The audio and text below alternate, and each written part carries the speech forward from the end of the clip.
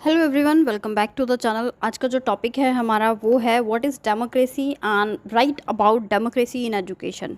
कि शिक्षा में डेमोक्रेसी का क्या रोल है उसके बारे में बात करेंगे। तो डेमोक्रेसी क्या है ये मैंने आपको बता दिया है पहले ही। For the people, by the people, to the people. लोगों का लोगों के द्वारा शासन किया जाना ही क्या होता है, डेमोक्रेसी होता है। लोकतंत्र होता है जहाँ पे लोगों को वोट देने का वोट देने का राइट होता है। ठीक है। तो अगर हम बात करें कि डेमोक्रेसी तीन तीन वे से इसको एक्सप्लेन किया गया है। Democracy as a form of government जहाँ पे by the people, for the people और ऑफ द पीपल की बात की जाती है, जो कि बोला है अब्राहम लिंकन जी ने। ये उन्हीं की डेफिनेशन है। नेक्स्ट पॉइंट है democracy as a way of life, कि जीवन जीने का तरीके में लोकतंत्र का होना। राधा कृष्णन कमीशन जो था वो इस पे बात करता था, democracy is the way of life and not a mere politically arrangement. इसमें सारी चीज़ें आ जाती हैं, regardless race, sex, occupation, economic status, ये सब चीज़ें आ जाती हैं। थर्ड नंबर पे इन्होंने जगह दी थी डेमोक्रेटिक अप्रोच की। डेमोक्रेटिक जो अप्रोच है वो किसकी बात करती है? The democratic approach is one of the persuasion argument and adjustment of conflict views, कि एडजस्टमेंट बनाना जहाँ पे दिक्कत आ रही है। अब बात करेंगे एजुकेशन फॉर डेमोक्रेसी। शिक्षा किसके लिए चाहिए? डेमोक्रेसी के लिए। India accepted democracy ever since independent. Here below are the suggestion to mean how to make education for democracy. कि लोकतंत्र के लिए कैसी शिक्षा होनी चाहिए। नंबर 1 है वर्क इन कोलैबोरेशन, सहयोग से काम करना। नेक्स्ट पॉइंट है work experience, the student should be given work experience for the time like repairing watch, clocks, TV, electric applications, wooden machine, इस तरह की चीज़ों बच्चों को शिक्षा देना। नेक्स्ट पॉइंट है डेमोक्रेटिक एडमिनिस्ट्रेशन, एडमिनिस्ट्रेशन का डेमोक्रेटिक होना। नेक्स्ट पॉइंट है फोर्थ पॉइंट पे ट्रेनिंग फॉर टीम वर्क, कि मतलब सहगामी वर्क को बढ़ावा देना, काम को बढ़ावा देना। जैसे कि ग्रुप बना दिया, ग्रुप कोई एक्टिविटी दे दी, कोऑपरेशन देखना है बच्चों का, ग्रुप में खिला दिया, कोई एक्टिविटी करा दी, कोई डिबेट करा दी, ये सब चीज़ें। फिफ्थ पॉइंट है training of leadership. Every child has potential abilities. These may be hidden or may be recognized by the teacher. हर बच्चे में होती हैं, तो उन चीज़ों को बाहर लाना। सिक्स पॉइंट है चेंज इन कैरिकुलम, पाठ्यक्रम में बदलाव। The curriculum for school should be made board basis, board base पे होना चाहिए। It should be based on sound principle of democracy and there should be provide a diverse course, एक बहुत विस्तृत course को प्रोवाइड करे। एक कैरिकुलम ऐसा होना चाहिए बच्चों के इंटरेस्ट को देखकर, उनके एटीट्यूड को देखकर, एप्टीट्यूड को देखकर बनाया जाना चाहिए। नेक्स्ट पॉइंट है point number 7, revision of text book. The text book prescribed for study should be made propagating democratic values. There should be lesson preaching indirectly, और इस तरीके से टेक्स्ट बुक को किया जाना चाहिए। टेक्स्ट बुक रिवाइज होनी चाहिए, रिवाइज मतलब पुनर्वृत्ति होनी चाहिए, ताकि जो नई चीज़ें इंट्रोड्यूस हुई हैं, नई चीज़ें आ रही हैं, वो चीज़ें टेक्स्ट बुक में डाली जाएँ। 8 पॉइंट है emphasize on creative thinking, creative thinking को बढ़ावा देना चाहिए। सृजनात्मकता को बढ़ावा देना है। Critical thinking should be developed in student, there for every type of creative on the part of student. आपने देखा होगा कि बहुत बच्चे जो हैं वो क्रिएटिव होते हैं। इस possible the use of mother tongue should be employed because it develop creative thinking, क्योंकि जो बच्चा है वो कभी कभी होता है हिंदी और इंग्लिश में इतना कंफर्टेबल नहीं होता, तो इसीलिए बोला जाता है, इनफैक्ट एजुकेशन कमीशन भी बोलता है कि प्राइमरी जो एजुकेशन है it should be in the mother tongue. क्यों? ताकि बच्चा चीज़ों को अच्छे से इलाबोरेट करे और अच्छे से समझ सके।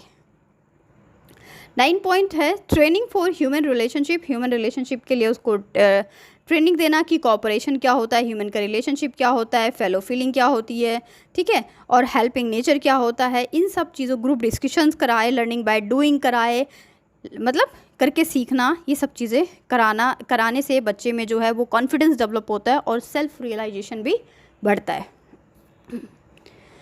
नेक्स्ट पॉइंट की बात आती है क्राफ्ट सेंटर्ड एजुकेशन की। एक क्राफ्ट सेंटर एजुकेशन होती है जिसमें आर्ट एंड क्राफ्ट का वर्क दिया जाता है। वर्क एक्सपीरियंस की बात की जाती है। The curriculum should be sufficient scope for work experience, कार्य अनुभव की बात की जाती है। A number of craft may be introduce according to the requirement of community and the locality. बहुत सारे क्राफ्ट को इंट्रोड्यूस करना जो कि आपके लोकेलिटी में या आपकी कम्युनिटी में, आपके समुदाय में हो।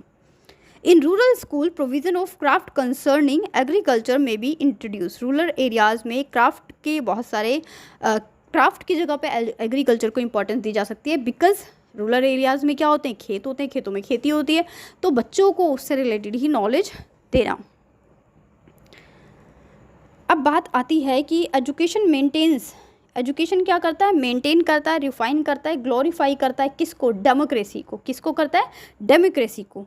That's why surely education is a good weapon for making democracy successful. इसीलिए बोला जाता है कि शिक्षा एक औजार है जो कि लोकतंत्र को मजबूत करता है और उसको बढ़ाता है। अब बात करेंगे कि एजुकेशन इम्प्लीकेशंस क्या हैं। In order to cultivate effective democracy outlook, it is not necessary but essential to orientation education। कि शिक्षा को चलाने के लिए ये बहुत ज़रूरी तो नहीं, बट हाँ आवश्यकता ज़रूर है इसकी। अब बात करेंगे कि relationship of education with democracy, कि शिक्षा का लोकतंत्र से क्या संबंध है, शिक्षा का लोकतंत्र से क्या संबंध है।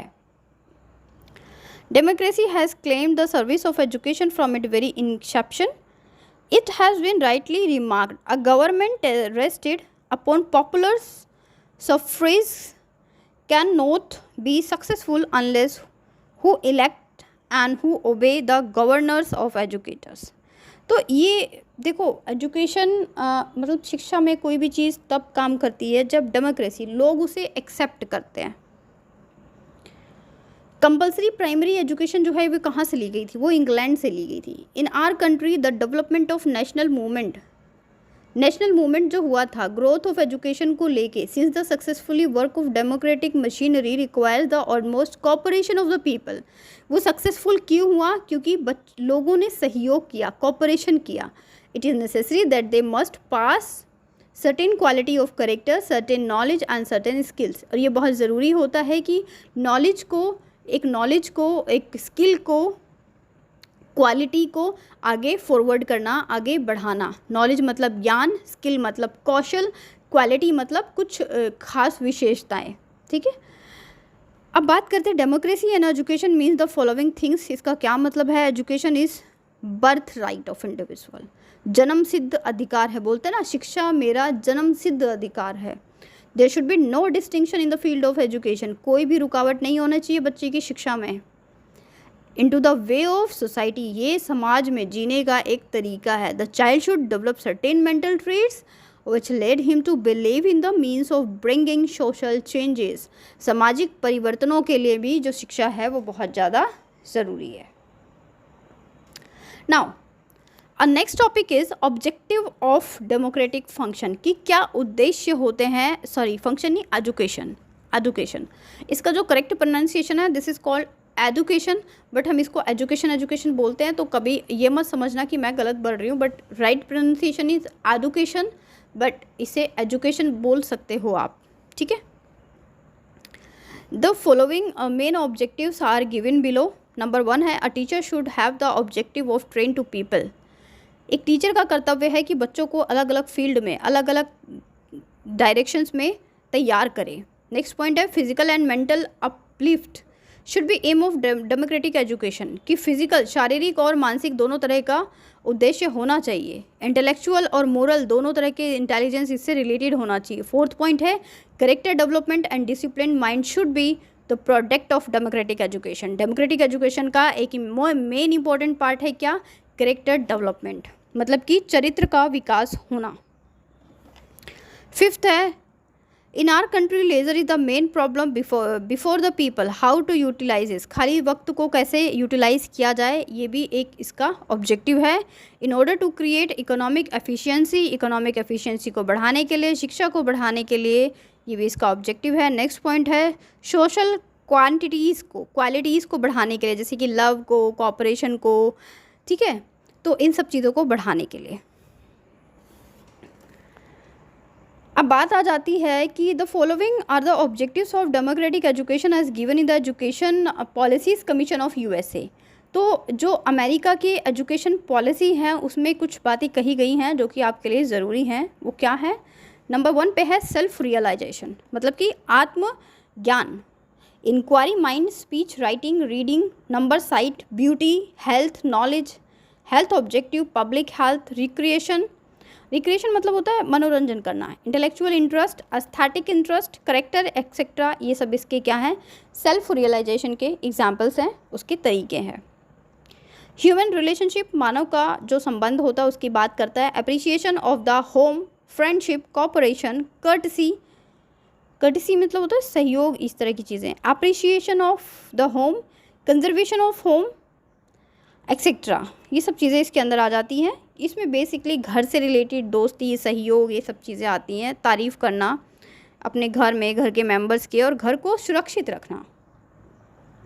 नेक्स्ट पॉइंट है इकोनॉमिक एफिशिएंसी। इकोनॉमिक एफिशिएंसी में क्या जाता है, वर्क, काम, occupation, information, occupation choice, occupation की एफिशिएंसी मतलब काम से रिलेटेड, वर्क क्या है, ऑक्यूपेशन की इंफॉर्मेशन क्या है, उसका चॉइस क्या है, उसकी एफिशिएंसी क्या है, उसका एडजस्टमेंट क्या है, उसका ऑब्जेक्टिव क्या है, ये सब चीज़ें इसके अंदर बिल्डअप होती हैं। नेक्स्ट पॉइंट है सिविक रिस्पॉन्सिबिलिटी। सिविक मतलब सोसाइटी से रिलेटेड, जैसे सिविक्स एक सब्जेक्ट होता था ना, हिस्ट्री, ज्योग्राफी, सिविक्स, राइट। तो सोसाइटी से रिलेटेड, समाज से रिलेटेड, जैसे कि सोशल जस्टिस, सामाजिक न्याय, सोशल एक्टिविटी, सामाजिक क्रियाकलाप, सोशल अंडरस्टैंडिंग, सामाजिक समझदारी, critical judgment, tolerance, conservation, citizenship, ये सब चीज़ें इसके अंदर आती है। In this way nowadays the main attention to paid individual of a child. देखो, इंडिविजुअलिटी की जब भी बात आती है, जो व्यक्तिक भिन्नता की बात आती है, तो हमारा एजुकेशन सिस्टम इसको बहुत प्रमोट करता है, बहुत फोकस करता है कि जो बच्चा है वो इंडिविजुअल डिफरेंसेस लेके पैदा हुआ है। हर बच्चा दूसरे बच्चे से डिफरेंस होता है। A teacher should always try to mark the promotion and demotion of the child personality. Teacher को चाहिए कि बच्चे की प्रमोशन, कि अगर वो आगे की तरफ बढ़ रहा है तो उसका भी मार्क करे, और अगर वो डिमोशन हो रहा है, पीछे की तरफ आ रहा है, उसके नंबर धीरे धीरे धीरे धीरे कम होते जा रहे हैं, या फिर वो नहीं खेल रहा है या किसी भी फील्ड में, तो उसको भी करना चाहिए। किसको? टीचर को, शिक्षक को। Teacher has come to recognise the necessity of students, knowledge of home, childrens background, psychological traits and permanental character. Teacher को सब पता होना चाहिए। देखो, टू द पॉइंट मैंने आपको सब समझा दिया है। एक बात मैं आपको शॉर्ट में बिल्कुल बता दूं कि आप टीचर बनने जा रहे हैं, आपको ऐसा फील होगा कि शायद अपना बच्चा पैदा होने के बाद भी हम उसके बारे में इतना ना जाने जितना कि स्कूल के बच्चों के बारे में जानना पड़ता है, और जानना नीड भी है, क्योंकि उसी के अकॉर्डिंग आप बच्चों को पढ़ाएंगे। बच्चों को फाइनेंशियल बैकग्राउंड क्या है, मम्मी पापा क्या करते हैं, इनकम सोर्स क्या है, बच्चे कितने बहन भाई हैं, साइकोलॉजिकली क्या है ना, उसकी नॉलेज कितनी है, उसकी इंटरेस्ट एरिया क्या है। आपको क्लास में अगर 30-40 बच्चे होते तो सबका पता होना चाहिए। ये एक टीचर की ड्यूटी होती है, और गवर्नमेंट ऐसा एक्सेप्ट करती है, ऐसा आपसे उम्मीद करती है, एक्सपेक्ट करती है, राइट।